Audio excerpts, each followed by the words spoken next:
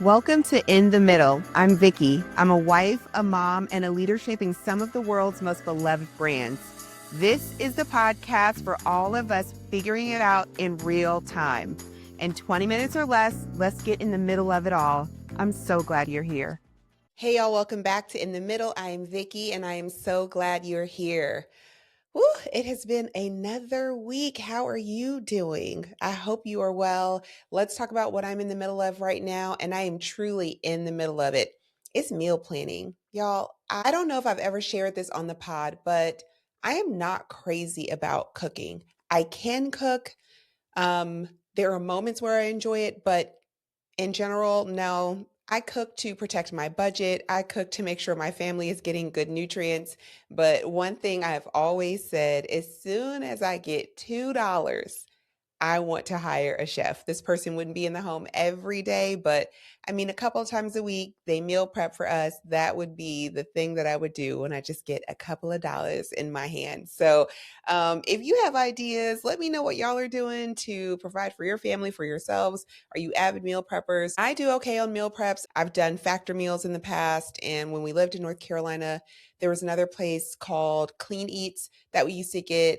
Someone else in my household, I won't name names, Emmanuel, gets bored with food really easily. And so I find that those meal services get old, and that's the worst because then you're paying for food and you don't use it, you throw it out, and sometimes you still buy groceries. So I'm trying to figure it out. If y'all have ideas, I'm willing to try meal service again. One of the folks on my team, she's been telling me to try this company called Cook Unity. I don't know if anyone else has ever tried them, but I don't know. I need to figure it out. I am still a short order cook for Jordan. I did it to myself. I know. But she's pretty easy to feed. She has her like go-to things that we make every night. So yeah, I'm looking for inspiration. I'm looking for simplicity. I'm looking for balance. So if you have ideas, let me know, drop them in the comments, send me a DM. But that is definitely what I am in the middle of right now, figuring out dinner and our plans for the week. So let's jump into today's episode, why consistency matters. I am a naturally inquisitive person. My mom will tell you one of my favorite things to ask, but why, mommy? But why, mommy? And I'm getting it tenfold with my daughter. She really wants to understand the why behind everything. And so it should not come as a surprise that I am trying to hack my own brain to understand why I crave consistency so much. As soon as like my day isn't really predictable, it throws me off a bit. I am able to recover and kind of adjust to whatever the new changes are. But in a perfect world, I would know exactly what's going to happen minute by minute. And I know that's not the case. And I know we don't live in a perfect world, but I really wanted to understand why our brains, at least my brain, gravitated towards that. So I've done the research so you don't have to. And I'm hoping that it will ground today's conversation and why we crave consistency and why it actually really matters in our day to day and our full quality of life. I learned that humans are wired for predictability and pattern recognition. Your brain is always trying to answer the question, am I safe? So that led me to think if your brain is trying to answer the question, am I safe? That means to a certain degree, predictability equals safety, and safety then equals a lower stress response. And so if something is predictable, that means that it's repeatable, which of course gets us to consistency. And when you think about predictability, you think about routines, right? And what I discovered about routines is that routines provide stability. And when we have stability, the brain conserves energy. We find that our cortisol levels tend to be more regulated. And what I love the most, you typically experience less cognitive overload. And I don't know about you, but that one really, really gets me. I sometimes find myself at a place where I've consumed so much content at work, at home, in my friend circle, online, and I get to a place where it literally feels like my brain is saying, error, error, disk is full. And it helps me to better understand why my brain feels like it's rushing back to the thing that it knows. What is the most predictable thing we can get back to? And I don't know if this has ever happened to you when you are driving somewhere, you had the intention on going somewhere else, but you end up driving to work on a Saturday, or you end up, that muscle memory kicks in. Your brain is just trying to get back to its routine and rhythm. And I find that especially for those of us who are parents, there is a stark difference when our children follow a routine. I know that Jordan, she thrives with a routine. Early on, she was a 7 to 7 sleeper. We were so blessed. Like this girl, you lay her down at 7, she'd get like a nighttime feeding, and she would stay in the bed and sleep until 7 a.m. And it was like that for a really long time. But even today, as a 7-year-old, she still likes to know, like, she knows her dinner is at 6:30. She knows her bedtime is at 8:30. And we try to stick to that because not only is it good for her body's regulation, it's something that she can predict and she knows the next transition that we're going to. And so I find that that consistency helps her behavior, and it helps us to sort of manage any meltdowns or instability. So through this research, I'm learning that consistency isn't just productivity, it's regulation. Our nervous system does not like chaos. And what this better helps me to understand is that the habits and consistency that I am craving is grounding for me as a human, and why the calamity and chaos feels so exhausting. We are biologically creatures of habit. And so we naturally want to default to whatever rhythm of life we do consistently. Okay, so now that we are grounded in the science, or really my pseudoscience, let's unpack why I believe consistency is a secret weapon. Okay, truth number 1, consistency builds trust. And let's start with the most important person right now, you. Building trust with yourself unlocks so much. When you show up and do the things you say you're going to do over and over again, it becomes a habit. And after a while, that habit becomes a part of your identity. You start believing in yourself again. I can look back over my life and think about moments where I said I was going to do something, whether it was follow a health plan or save money or nurture a relationship or a friendship, and I didn't do the thing. And it started to ding at my confidence and my self-belief. And I found that the next thing I said I was going to do, that little voice in the back of my head got a little bit louder.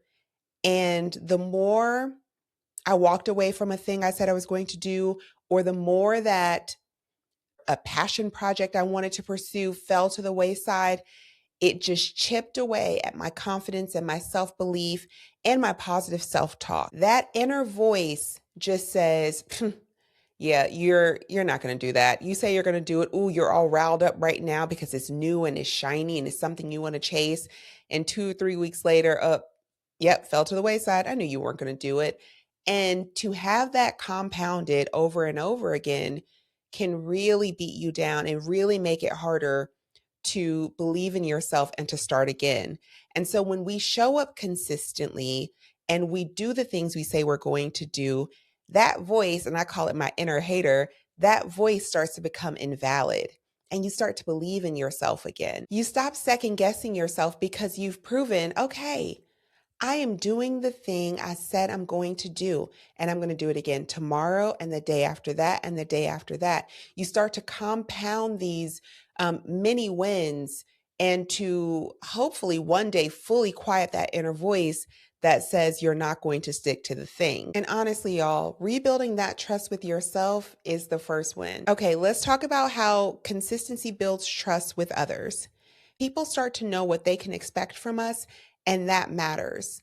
At work, if you're always the person that delivers, you follow up, you come prepared, after a while, I'm sure your leaders are going to start to trust you with even more. You'll take on the high stakes projects. You're going to be the name that's mentioned in rooms that you aren't even in because they have seen you show up in a consistent way. Even in relationships, consistency matters and it builds trust with others. When you're consistent in how you show up, how you communicate, how you love, people feel safe with you, whether that is a platonic or a romantic relationship. And that doesn't mean that we have to be perfect. Of course, none of us are, but it does mean that we are reliable and we have created that safe space where I don't have to worry that one day you're going to walk in and just fly off the handle, because you've shown me over time consistently that you are even keeled and you have emotional maturity. And even if there is an area where we don't agree, I can expect that the way we would communicate about an issue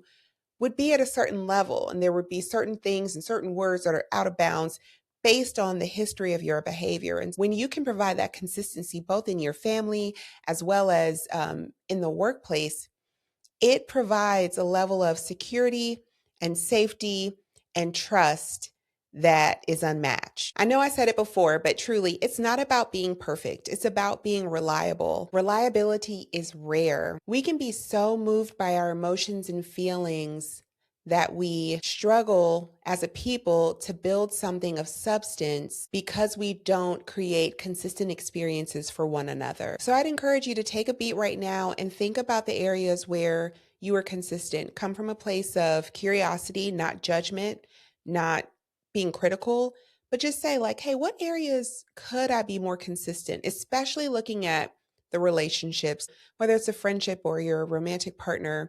I think those are the areas that we really need to hold up with care and love. I don't know if you've ever heard that analogy about the rubber balls and the glass ball, but the family, relationships, friendships, those are the glass balls. Those are the ones that if you drop it, it's harder to recover and mend. It will never be the same. Rubber balls, like your career, money, things like that, those bounce back. You can recover those. It might be different, but they tend to be a lot more recoverable than relationships and friendships. And so as you do this exercise, maybe think more intently about your relationships and friendships to discover how consistent am I today in these relationships and what things should I do to make it even better. Okay, truth number 2. Consistency builds confidence. All right, y'all, be honest. Think about the thing that you do today that you love, whether it's at work or it's a hobby or cooking. Think about something and just ask yourself, day one of doing it, how good was I at that thing? Me, typically, I have some areas where I'm just naturally inclined. I'm really good. I pick up things. I'm pretty athletic. And so there hasn't really been a sport that I couldn't get. It doesn't mean that I'm great at everything by any means, but that's an area where I have natural inclination to be okay. Writing is an area, and I've talked about this before, where I'm like, ooh, I could be better. I haven't been consistent in practicing it, and my penmanship shows. But think about an area. Typically, you weren't good at it. Maybe you sucked, and that's okay. But what you found is as you started to get the reps, you got better, right? There's this book called Outliers by, I think it was Malcolm Gladwell. And he talks about the 10,000 hours. And this is the idea of you have to get 10,000 hours in to become an expert in whatever the field is or the expertise that you're trying to pursue. And so, in the same way, we have to get those reps in. And it's not just an activity like playing the violin or playing volleyball. It's also in relationships. I'm sure for those of you who are in long-term relationships, I bet the person you were on day one of your relationship, prayerfully, you are even better in how you love your partner because you've learned more about them. You've learned more about yourself. You've likely added more things to your toolkit to be a better communicator and a better partner. But we get those reps in the same way. When you get those reps in, you build your confidence. I am a lot more confident even in front of this camera today than I was back in November when I started filming this podcast. You stop overthinking as much. You move from this place of, oh, I don't know, can I do this, to your shoulders are back and you're like, yeah, I got this because I've done this hundreds of times. I love that consistency offers this quiet confidence of, I can do this. I've been here before. And that confidence, it doesn't come out in a really big way, at least for me, but it just stills me. It gives me a firmer foundation to stand on. I believe that when you are consistent, you walk into rooms differently. And it's not because you're the best and it's not because you're the most talented in the room, but likely it's because you've gotten the most reps and you're the most prepared. And nothing beats preparation.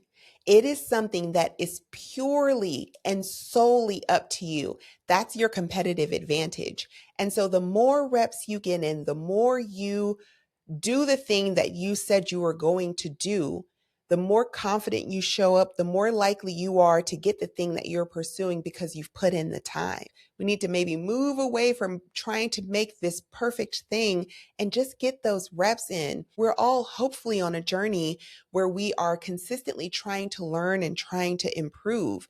And so we can look at those folks who just let it all hang out and they put whatever out there that they are actively working on because they are getting immediate feedback on the thing that they are developing.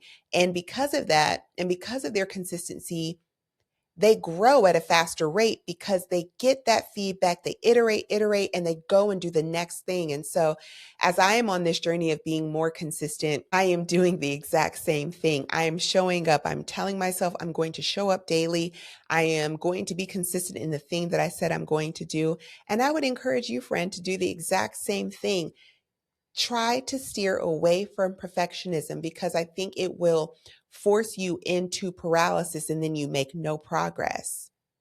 Do the thing and do it again the next day and the next day and the next day. I believe that when you start to see this momentum, it will push you forward and propel you towards the next thing. Your confidence will start to raise because you've built so much trust within yourself that like, I can do hard things. I can achieve the thing that I'm working towards. And you start to build this credibility within yourself and you start to build this credibility with others. And they then start to put wind within your sails to push you forward by words of affirmation, by investing in your business, however that shows up for you. And you can feel it. It becomes tangible. And here's the thing I don't think we talk about enough. Consistency doesn't just change how you feel. It changes your results. And in part 2, we're going to talk about how consistency actually helps you win and how to build it into your life. All right, y'all. So let's unpack the 2 truths so far.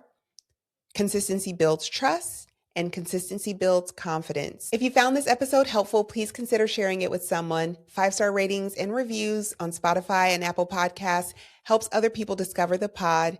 Thanks so much for listening, and I'll see you next week. Bye. Thanks for listening to In the Middle. If this episode resonated with you, share it with a friend and click subscribe so you never miss an honest conversation about life in the middle. I'll see you next time.